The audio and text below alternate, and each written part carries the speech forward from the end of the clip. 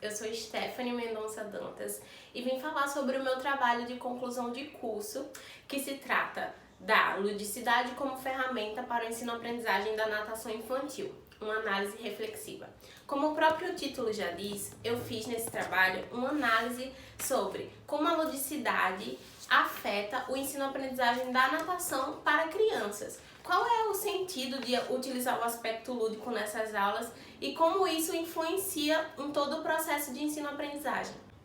Então, desde muito tempo, o homem se preocupou em explorar todos os espaços. E isso não foi diferente para as crianças. Estudos indicam que os germanos, há muito tempo atrás, colocavam as crianças na água para que elas aprendessem vendo os adultos a nadar. Então essa exploração do meio líquido acontece desde muito tempo e talvez por isso a natação hoje é um dos esportes mais praticados do mundo. Essa exploração do meio líquido desde muito cedo, desde a infância, fez com que surgissem diversas metodologias do ensino da natação infantil. Entre essas metodologias, acabou surgindo o que a gente chama de tecnicismo dentro da natação, que é onde o professor ele influencia as crianças a aprenderem a nadar por gestos repetitivos, por educativos totalmente tecnicistas, onde é visto a técnica do movimento para a aprendizagem. O ensino tecnicista da natação durou por muito tempo. Eu acredito que a gente ainda possa chamar esse ensino de um pouco atual, sim, porque infelizmente alguns professores ainda são totalmente baseados pelo tecnicismo para o ensino da natação infantil. Isso é muito grave porque a gente sabe que a criança, o universo dela é completamente diferente do universo do adulto. A criança ela aprende brincando.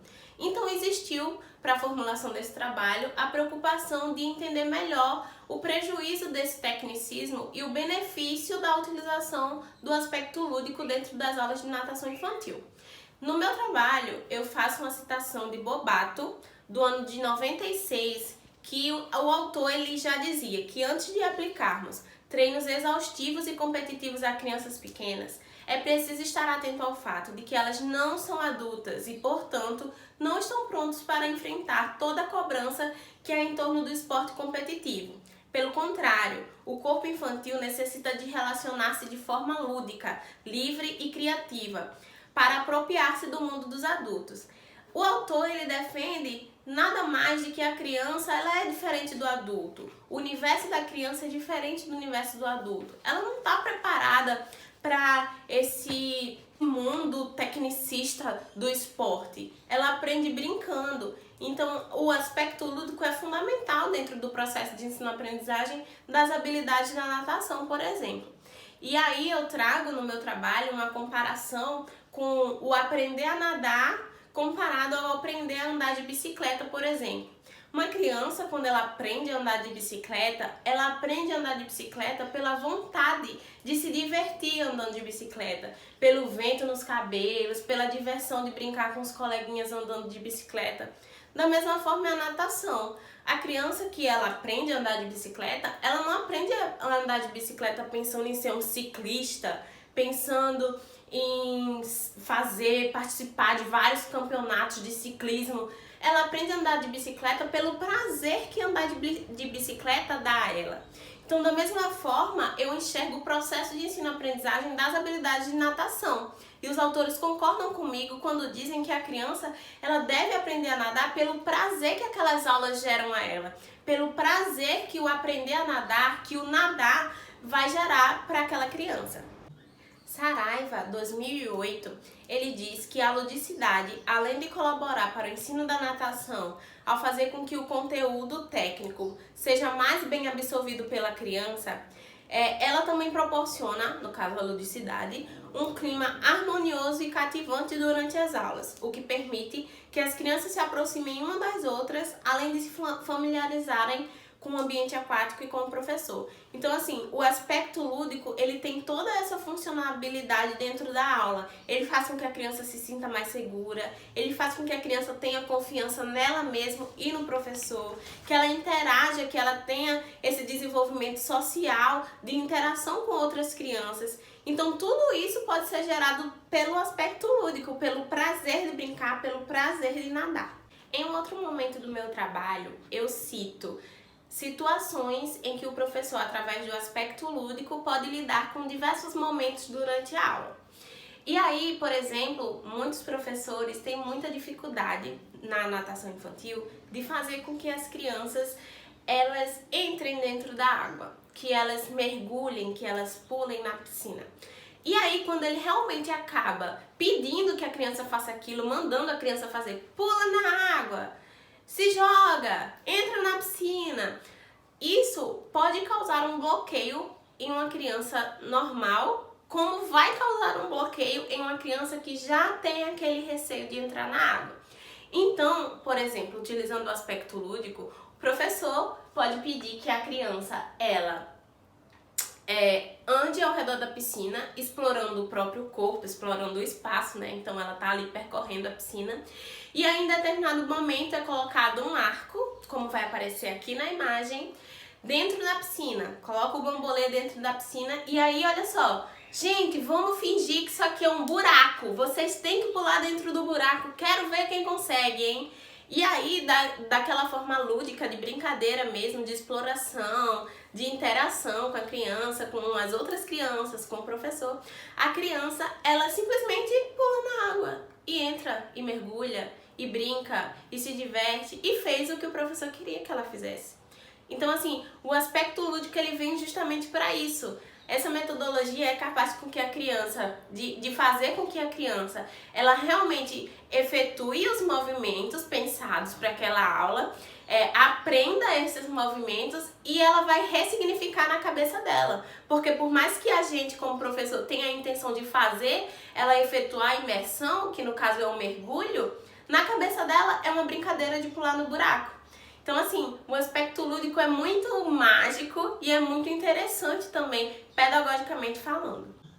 Em outro momento, por exemplo, de descontração muscular e até mesmo de iniciação à propulsão de pernas, que é a pernadinha, o professor pode utilizar a brincadeira do peixinho dorme. O professor vai colocar aquelas crianças em cima de um tapete de flutuação, pode colocar 3, 4, dependendo do tapete até mais, e contar uma história. E aí, de repente, durante a história, os peixinhos estão dormindo.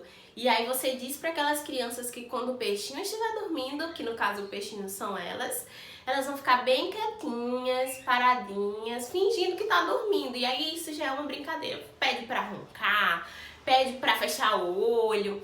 E aí durante a história, o peixinho acorda. E aí o professor vai pedir para quando o peixinho acordar, as crianças se animarem, baterem perninha. E aí você vai estar simplesmente trabalhando a propulsão de perna daquelas crianças e também a descontração, né? E a descontração muscular também. Quando a gente lida, por exemplo, com a fase de adaptação polissensorial, muitos professores, muitos pais relatam a dificuldade que eles enfrentam com determinadas crianças do momento em que a água toca o rosto.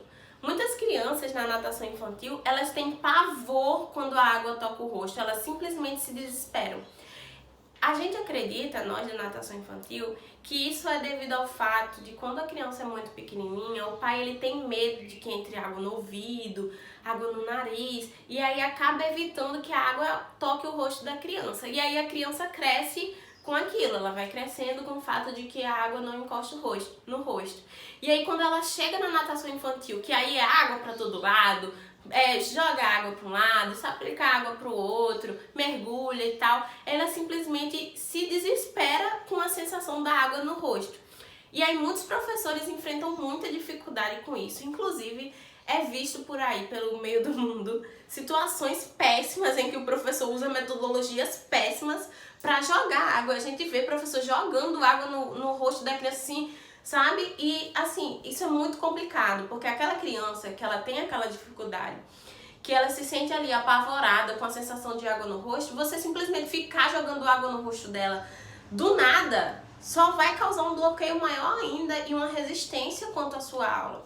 Então, uma atividade muito interessante, uma atividade lúdica muito interessante para essas situações é usar um regador. Você pega ali aqueles regadorzinhos pequenininhos de brinquedo até, e você vai regando a cabecinha da criança de trás para frente.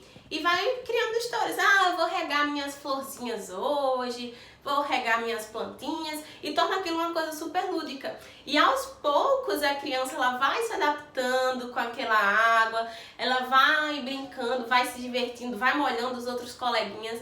Então assim, na cabeça dela tem um significado, na cabeça dela faz sentido, não é simplesmente o professor chegar e jogar água no rostinho dela. Outra coisa muito interessante que nós, professores de natação, enfrentamos dentro da nossa área são crianças que simplesmente não querem mergulhar. Elas têm medo de mergulhar, elas simplesmente travam na hora de mergulhar. E aí é visto também professores jogando as crianças dentro da água, dentro da piscina, forçando elas a mergulhar, e isso não é muito legal. E aí uma estratégia que o lúdico ele traz pra gente é simplesmente você espalhar brinquedos na piscina. Eu faço muito isso com os meus alunos e eu peço para eles me ajudarem a encontrá-los. Eu digo que é um tesouro perdido e que eu preciso recuperar as partes do meu tesouro. E aí eles, como os brinquedos afundam, eles para conseguir pegar o tesouro têm que mergulhar. Só que na cabeça dele eles não estão efetuando um mergulho, nem uma submersão, né? Na cabeça deles eles estão só ajudando a tia a achar o tesouro dela. Então isso é muito interessante. Outra estratégia também que ajuda muito nessa parte de mergulhar e que também desenvolve a propulsão, só que submersa, né, dentro da água, é o professor pegar algum brinquedinho, esconder embaixo da água e pedir para o aluno mergulhar lá e vir buscar o brinquedo da sua mão. Ou então fazer sinais com a mão e pedir para ele mergulhar e tentar adivinhar o que é que você está falando, quantos dedos tem embaixo da água, etc. Então assim, nós concluímos, eu e os autores do meu trabalho, que a natação, o ensino da natação infantil, ele deve ser prazeroso para a criança. Ela tem que ser ali um agente ativo dentro do processo, o que não acontece no ensino tecnicista, né? Então, dessa forma, o lúdico é uma ferramenta fundamental dentro desse processo, porque é através do lúdico que a criança ela vai aprender, ela vai atribuir um significado aquilo que a gente está querendo mostrar, aquilo que a gente está querendo ensinar para ela, e o processo de ensino-aprendizagem ele vai ser muito mais eficaz, porque faz sentido para a criança.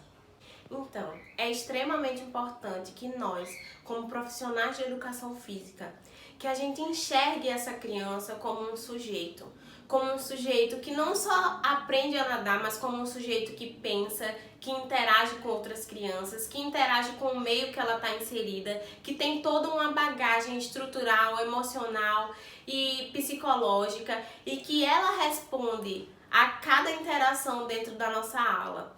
Então assim, cabe a nós como professores a gente fazer com que o lúdico seja incluído dentro desse processo, buscando metodologias que aproximem a criança do real motivo, da real intenção da aula, que é a aprendizagem. Que não seja simplesmente um brincar por brincar, mas que seja um brincar com uma finalidade, com um sentido e principalmente com responsabilidade. E é isso, muito obrigada!